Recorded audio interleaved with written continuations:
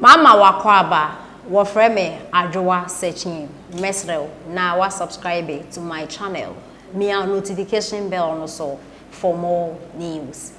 Ebusuafo nipa ya okase o kire se ofri Volta region na o de ensem bi atodwa a o kire se esese Ghana fo enya botare ema his excellency Nana Addo Akufo na NPP amayoku no because ye kan abanya wabeya de pa e wo Ghana hanoma eye his excellency Nana Addo Akufo wa bɔ no homodi ye papa sectors bia ordinansa aka honoma wa yade e wo honom nti Ghana fo enya botare e wo me se enema bi wo honoma enkoyie of course obi eni ho a oye perfect e wo me se Volta region e stronghold de ma NDC amayoku no but NPP abaso omo abeye niama pa a Ghana obi ehu de obeka akire Ghana mai se ebeya anka yenya botare emfema his excellency Nana Addo Akufo na NPP amayoku na ka beye mpa 2024 yentu a NPP force because eniama his excellency Nana Addo Akufo ababeye no ebradwen enenti ase so akwan se mini schools se mini we se mini oh yenti ensema papa e de etudwa so no mo hwe mayoku oh omo hwe mayoku e gapade bia the first to by your body bia abumo ye na NPP apan ba no mo hwe mayoku se ye mpan bo na NPP bo mpan bo no mo ni mode na mo ni mani a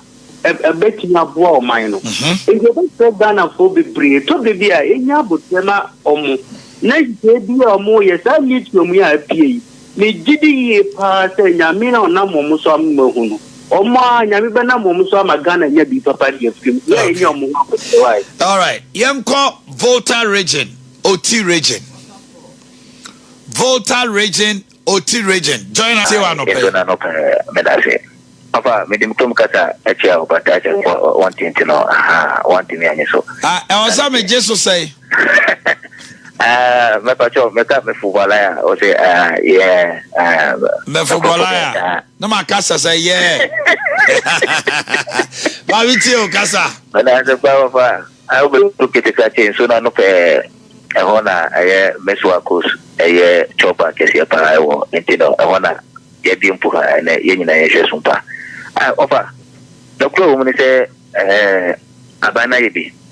eso be bia aka ese abane ofa ye be sere mamofo ye ka ban ene ya nkata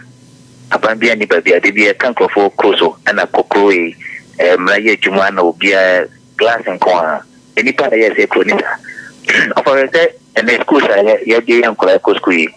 headmaster bia bo mutrimo pose abane di harmonize prospectus abose akora non ko to we ni no ono su school mo headmaster se mementi se also fa we bra ika ye jus como clampo en clan prospectus na ba de bomb se o mo jan ade ne se ba ni da o ade na blank man ye ni an mo sa o ye headmaster e ti o ka bo so me bia o jusika no to tengo man ta ka de ai bo so me so ye makati amla so ko na yi ba anyo na bon ko la yin ka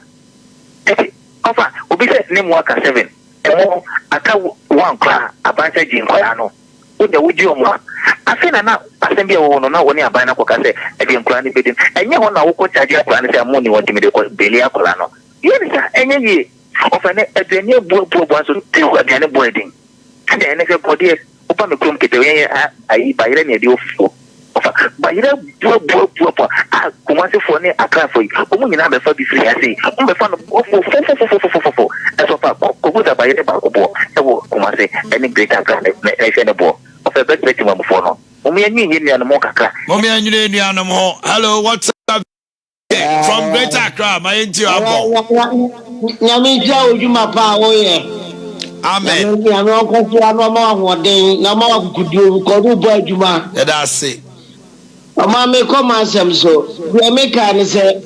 wo de ya na wo konkran a nyame adom ofro anoma ya etu binti ya wo de hunu form sa na NPP nya adwuma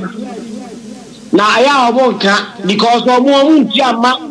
omo kata ma wo no so omo muskeni dinto wuntimi nchirem omo anse wo free aka ma obedu linda do no wo ni NPP ayi kwan e de chire saa de ababedu kono wo kra ti sanso o ma yi kwan no for sa adam se de Akufo ye be but o hu jam bi before me kan o ma yi new road for Muna mkantua ensa wamne wawani nyina no won fefa wa daitire ba NPP dream wa dawro ni aka ezagu aji ntiwe ya kanya kone se amade to so me ko me am pa abere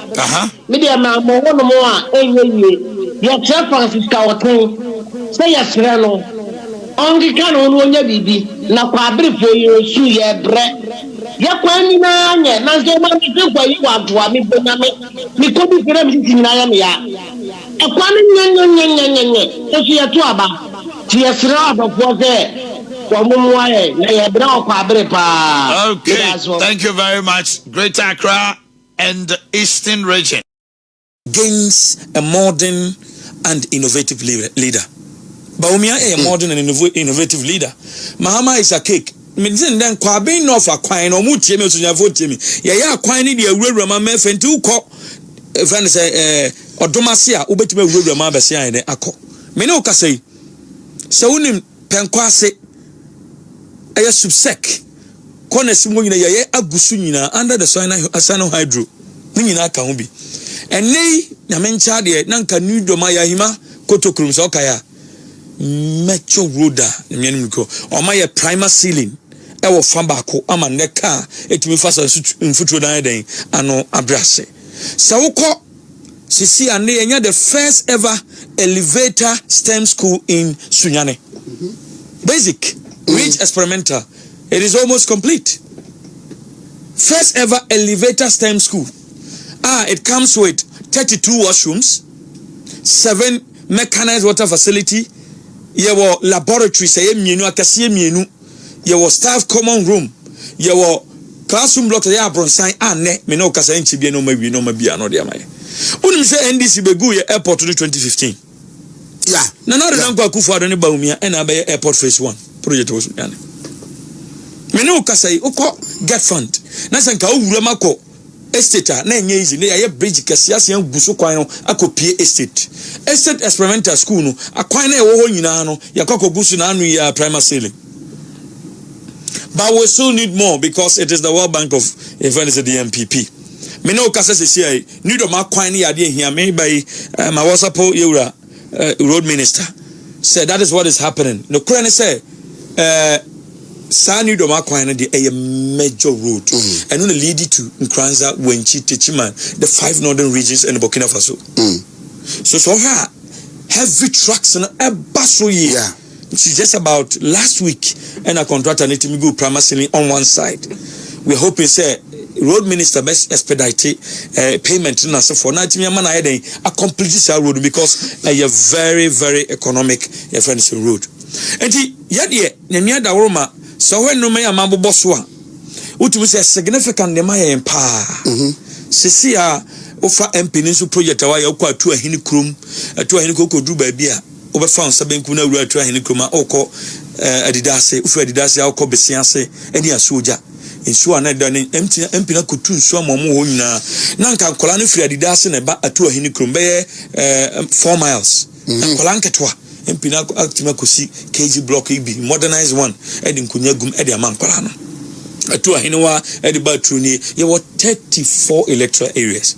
MP no etima a project for every single one electoral area sebi wo anya 5 and 2 and 3. This is what we call development. This is a reality. But Sunyane no say the here asphaltic overlay ewe Sunyane town because NDC 4 years or more asphaltic overlay in 2016. But someone no an amion say eshiyo and they mean neni na tutu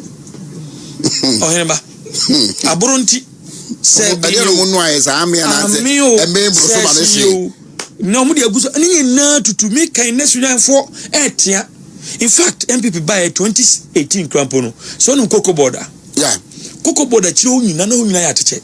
ene ya pavement blocks aya kwan links na wo mu nyina no mo asphalt no mo begos na menim de ha o mo ye but say me ye de nim say o ma mu ya NPP de betie I believe say very soon no it was asphaltic overlay eba na obegye de say pem kwase ya na asphaltic overlay pem kwase kwan ni bebre ya na asphaltic overlay. In fact 2020 ye beto aba no from Over reconciliation report on the Petroleum Holding Fund, pages 22 and 26. NDC for a share Sakwana your friend Penkwase to Reki Rehabilitation Road. Almost spend 3.6 million Ghana cedis on my way. Now you're just about 3.6 kilometers. On my way. You buy any good asphalt from Penkwase traffic at the regional hospital anymore at the Kwakusini Doma. And send on Paini ever cateso the Koto Chrome the riding account. So it tells you say me free SHS Nkwani ayu. And na me send bibi mama henba. Kosu say kowe. Your president and any MP and number in another danko Akufo Addo yana make an asemi. Oko dormitory. Yes 600 capacity the mama e was say girls no and our boys no similar one 600 capacity as a 12 unit classroom block and then you see 1000 capacity dining hall and even a kitchen complex owura mu a it say US ma send bi ama hwe me the video na ma this is what is happening because St James yes building ho okotwene amanfo yes building ho every public secondary school in the Bulu region I can sit here and say infrastructure has gone there kwase so ni mo when you kwase say a model school go and see the infrastructure ujina how bet my bisa is it Ghana and yet we have an archaic leader of free SSS in Kwana Diaba senke ya implement free SSS ya himani me be free mete ya hima I'm an ordinary right I'm an order by ya hima and I'm mete but nka bad den senka obenya ya hima ni so oba prempe and opoku ware can you possible because you can see say sabi ebunumi me here ni banti here ni ba pa e kopoko ware how could that have been possible and then another dan kwa Akufo no ba umianti here ni ba so tumi ko prempe